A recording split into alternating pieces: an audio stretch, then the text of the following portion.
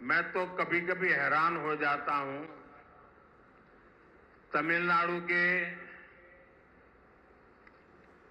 कुछ नेताओं की चिट्ठियां जब मेरे पास आती है, कभी भी कोई नेता तमिल भाषी में सिग्नेचर नहीं करता है।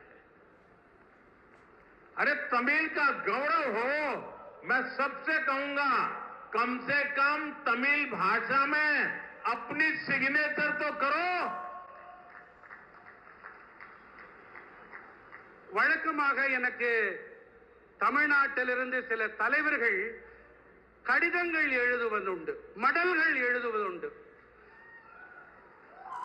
அந்த கடிதங்களிலே எனக்கு மிகப்பெரிய ஆச்சரியத்தை ஏற்படுத்தக்கூடிய விஷயம் என்னவென்றால், கடிதம் என்னமோ ஆங்கிலத்திலே இருக்கிறது, ஆனால் கையெழுத்தும் ஆங்கிலத்திலேயே இருக்கிறது.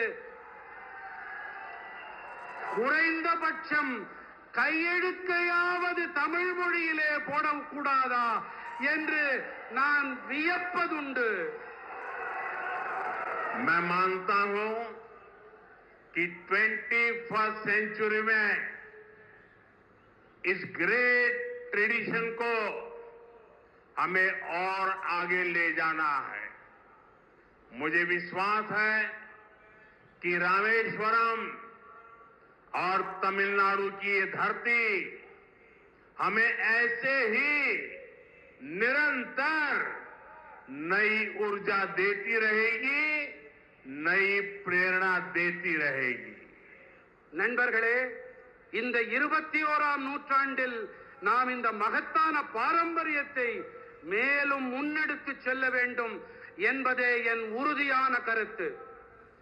ராமேஸ்வரம் மற்றும் தமிழ்நாட்டின் இந்த மண் இன்று போல என்றும் தொடர்ந்து புதிய சக்தியை அளித்து வரும், புதிய உள்ளெழுச்சியை அளித்து வரும் என்பதில் எனக்கு எள்ளளவும் ஐயமில்லை.